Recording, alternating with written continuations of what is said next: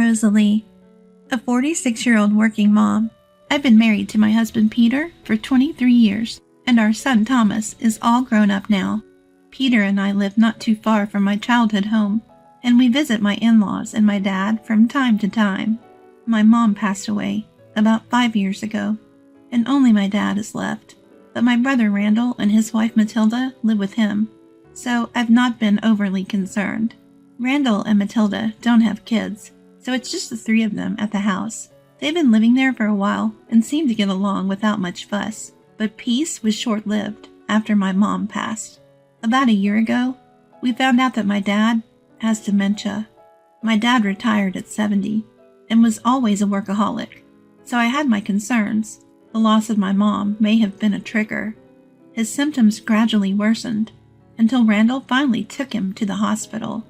I reached out to Randall and Matilda to see if they needed help, but Randall simply said, "Matilda's got it. Don't worry about it." I initially thought it'd be okay if sister-in-law could look after them, but deep down, I had one nagging worry. Randall and sister-in-law aren't exactly kind to my parents. Actually, they're not kind to any of us in the family. I remember, during a visit back home, a neighbor told me that sister-in-law was bad-mouthing my deceased mom and dad to others. The neighbors who've known my parents for years didn't buy it, but people in sister-in-law's age group seem to believe her, and she talks about me too, saying things like, "She leaves all the caregiving to me but only wants to offer her 2 cents. Neighbors who were concerned told me about this, even though I don't live with them and only visit occasionally. When we discovered that Dad had dementia, I tried to check in and spend time with him. At first, sister-in-law accepted my involvement without comment, but then she started to say, "Why are you coming back so often? Keep out of it. You're married now. It's annoying." I struggled with keeping the right distance from sister-in-law and eventually decided to limit my visits home. I figured if something happened, they'd let me know, so I've been only making a weekly phone call to check in on Dad. I realized this was a mistake very recently. One day, like always, I called Dad to ask about his well-being. Though he sounded fine, his tone was undeniably down. "Dad, you sound a bit down. What's wrong?" After a brief silence, Dad let out a heavy sigh. "Well, it looks like it's going to be another snowy winter." We live in an area with a lot of snow, and every year it piles up. This can be hard for elderly people living alone, who can't clear the snow and may get stuck at home. Of course, some of the younger folks helped with the snow removal, but that's not always enough. I looked out of my window and noticed it had started to snow lightly. "Don't worry, Randall and the others will probably shovel the snow. You'll be fine." I thought Dad's concern must be about the snow removal, but he sounded unconvinced. I asked again, what was bothering him? "Well, it's cold inside the house." "Why don't you turn on the heater?" "Matilda gets mad if I use the stove. Says it's expensive. What with the electricity and the cost of fuel going up." I was shocked to hear this. Yes, the cost of living has increased lately, but it's cruel to live in a cold house in a snowy region, especially for an elderly person. I mean, Randall and sister-in-law are at work during the day, so maybe they don't know how cold the house is. But Randall grew up in this area. He should know better. I hung up with Dad and called Randall. "Come on, I'm at work. Stop calling me." When Randall picked up the phone, I could hear his quiet tone and picture him shrinking into himself. "Sorry to bother you. I was talking to Dad earlier, and he said he's not even turning the stove on during the day. So I was concerned." A sound like a tisk came from the other end, and Randall sounded like he was fed up. "Dad said he's fine. Stop meddling in how we handle things. Matilda's getting annoyed, saying you're too nosy." "I'm sorry." Randall's irritation was palpable. Even through the phone, left without words, the conversation ended abruptly when he hung up on me. Staring outside, I noticed the snowfall had intensified since earlier. I thought about checking on Dad, but a glance at the clock showed it was almost 4 p.m., assuming my sister-in-law would be home soon. I decided against causing more friction and chose not to go. Days later, the snow continued to pile up, transforming the outdoors into a picturesque winter wonderland. Houses with little activity were buried in snow, and cars were quickly getting covered overnight. During the day, I joined my neighbors to shovel snow, making walkways easier to navigate for everyone. Thankfully, snowplows managed the roads, so that wasn't a concern. Shoveling snow really boosts my confidence in my physical abilities, and it's also a great workout. Sure, it's tough, but it's a good opportunity to interact with the neighbors. Hey, Rosalie! I saw Lawrence standing in front of Randall's house the other night. What? As the neighborhood ladies and I are all gathered, happily shoving snow together. The woman next to me looks concerned and starts to talk. She's a nurse, working the night shift in a 3-shift rotation. She says she usually gets home around 1 a.m., and that's when she saw it. I'm shocked, and my mind starts racing. Could it be that someone is wandering around late at night? I haven't heard anything like that from my brother and sister-in-law. He was dressed more like he was ready for bed. It's not just a cold he could catch, it's downright dangerous. The woman shared this with a grimace, and it felt like she was holding back. Thank you for letting me know. I'll check with my brother and sister-in-law. I didn't have further answers at that point. Once the shoveling was mostly done, and everyone retreated indoors, I called Randall again from my cell phone. But since Randall isn't picking up, I have no choice but to give my sister-in-law a call. Hello? She picked up right away. Hey, is now a good time? What? I'm busy. Clearly the tone in my sister-in-law's voice doesn't sit well with me. I can tell she finds the call bothersome. I heard from a neighbor that Dad's been outside in the middle of the night. What? Oh yeah, we noticed him going out, and it's really troubling us too. At first she didn't seem to understand the gravity of my question, but eventually gave an exasperated answer. Is it safe? I mean, he's not consistently outside at night, is he? Though I never suspected they'd neglect him, my worry for Dad had me pushing for details. My sister-in-law yelled something through the phone and promptly hung up. I couldn't make out what she'd said, but figured everything was probably okay, so I decided not to call or check up any further. But this issue made me worry about my brother and sister-in-law's well-being. If Dad is wandering at night, they're probably not getting much sleep either.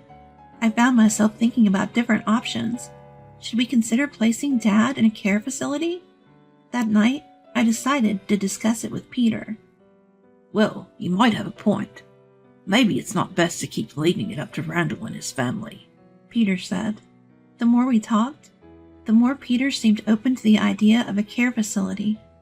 I could still visit Dad, but if he's going to wander, I'd have to quit my part-time job. I would feel safer if Randall and I both contributed to the cost of a care facility. Exactly. I'll talk to them about it, I said. After hearing Peter's response, I decided to bring it up with my brother and sister-in-law later. But then something unexpected happened that night. Around 2 a.m., the house was quiet. Peter and I were fast asleep. Outside, snow had piled up again, despite our clearing it during the day. Snuggled in our warm bedding to fend off the cold, I woke up, sensing something unusual. I listened carefully, and it turned out to be the doorbell ringing through the house. I checked the time. It was past 2 a.m., and even sticking my hand out of the covers, the air felt cold. This was no time for visitors. Feeling uneasy, I nudged Peter awake. The doorbell continued to ring. Hey, seems like someone's at the door. Peter's eyes fluttered open a bit. Sensing my whisper, he seemed to grasp the urgency, and his eyes widened. Then he sat up to confirm that the sound of the intercom was indeed audible. Don't move, I'll go check, he said. Peter put on a warm jacket beside the bed and went out of the room. Peter had told me not to move, but I couldn't help worrying about him. I gripped my phone and cautiously followed him to the front door. Before opening the door, Peter went into the living room to check the security monitor. I watched the entrance from a distance and felt a shiver of fear at the sight of a shadowy figure. Hey, it's Dad, Peter called out from the living room. Unbelieving, I rushed over and squinted at the faint image on the monitor. It was Dad. Are you kidding? Quickly, turn up the heat, I yelled. I quickly told Peter to warm up the room and then hurried to the front door. Upon opening it, I found Dad curled up and shivering just beyond the threshold. "Dad, what are you doing out here? Come inside." I draped my own jacket over my shivering father and ushered him inside. Dad came in stumbling weakly and sat down at the entrance. "Peter, help me." I couldn't lift Dad by myself, but Peter rushed over and helped me carry him into the living room. Hearing the commotion, Thomas rubbed his eyes and came downstairs from the second floor. "Hey, give us a hand." Thomas saw Dad as well as Peter carrying him and quickly realized what was happening. He rushed back upstairs and came down with blankets and a comforter. "Dad, sit here." Peter guided Dad to a chair near the stove. Under the light, I see Dad shivering, his pajamas soaked from the snow and his face pale. His lips have turned blue, sending a shiver down my spine. It's clear he's in danger. "Hey, warm up a hot towel, quick. Oh, we've got that big bucket, right? Fill that with hot water, too." Dad's feet are bare, and not just his toes, but his entire feet are turning blue. Stunned by what I see happening to Dad, Peter efficiently starts giving directions. Thomas follows suit, taking action. "Dad, what happened?" I ask Dad, who sounds shaky, but seems like he can't talk properly because his lips are trembling from the cold. Without wasting a second, I grab my cell phone and call Randall right away. I immediately call Randall on my phone, but it's not him who answers. It's sister-in-law. "What do you think you're doing, calling this late?" Sister-in-law seems like she was already asleep and asks in a raspy voice. "It's about Dad." "If you mean father-in-law, he's asleep. Don't call in the middle of the night." I try to tell her that Dad is at our house, but sister-in-law cuts me off, shouting. This irritates me. She had claimed he was wandering around, but hadn't even checked on him. "Can you please check?" I suspect something's off with sister-in-law, so I deliberately ask her to confirm. She sounds annoyed, but I hear her shuffling and then silence.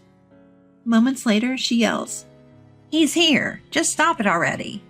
More noise follows, then silence again. Suddenly, I hear Randall's voice faintly in the background. "What's with all the yelling?" "It's Rosalie. She's such a nuisance calling at this hour." "What's going on?" "She's asking about father-in-law." "Ah, did you let Dad go outside again?" "Yes, I need him gone as soon as possible." Hearing this, I immediately put my phone on speaker and placed it on the table. Then I grabbed Thomas's phone and hit the record button. Peter and Thomas listen intently to the conversation coming from my phone. "You're really crafty, you know, using Dad's insurance to pay off debt." "If I don't, I can't repay it. He's just a nuisance anyway, so useless." "Ha ha! Rosalie actually believes that Dad is wandering because of dementia." I'm shocked at what I'm hearing. Tears of sorrow streaming down my face. I can't believe Dad doesn't have dementia and wasn't wandering at all. I've been fooled by my brother and sister-in-law.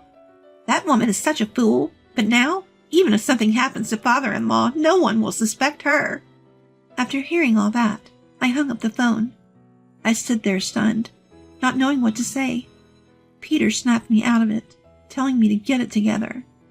I snapped back to reality and realized I had to protect Dad. So I immediately called the police on my cell phone. After the police heard my story, they went straight to my brother and sister-in-law's place, who were probably at my family home. They were arrested on the spot. I was summoned to the police station several times, and I provided the audio recordings I had on Thomas's cell phone. My brother and sister-in-law tried to make all sorts of excuses. They claimed that Dad had dementia and a wandering habit, but there was no medical diagnosis of dementia, and tests proved that Dad was fine and had no reason to wander. Thanks to the evidence, they were charged with trying to take Dad's life and were sentenced to prison.